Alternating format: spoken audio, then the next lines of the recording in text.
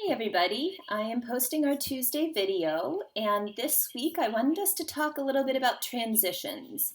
We talked about them last class, but I thought it would be a good refresher to just go into a little bit more detail, as this is something you will need on all of your papers.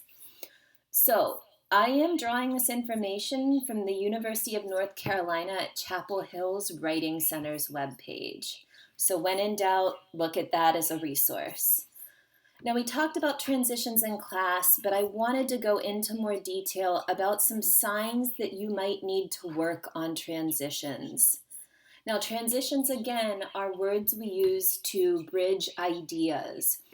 We can use transitions both within a paragraph as well as between paragraphs. They can be one word or they can be phrases or entire sentences, even. So, how do you know you need to work on your transitions?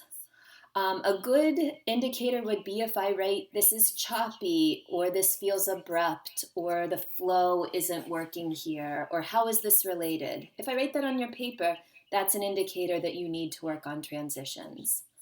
Also, if somebody reads your paper and they can't trace your train of thought, that speaks to organizational problems that often have to do with transitions.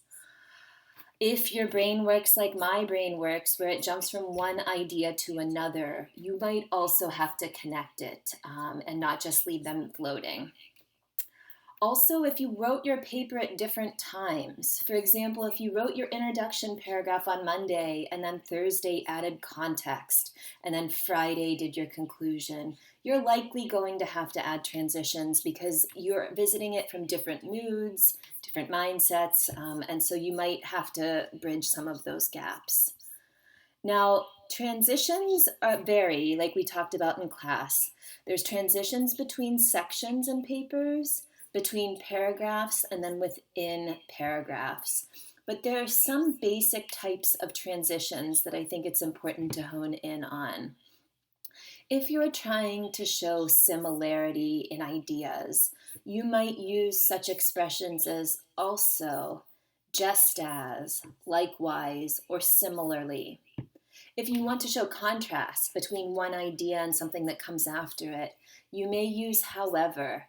If it's in the sentence, you might use the word but it's a little informal to begin sentences with but. I would always choose however, comma, instead of but at the beginning of a sentence. To show contrast, you might also say on the one hand and then later on the other hand.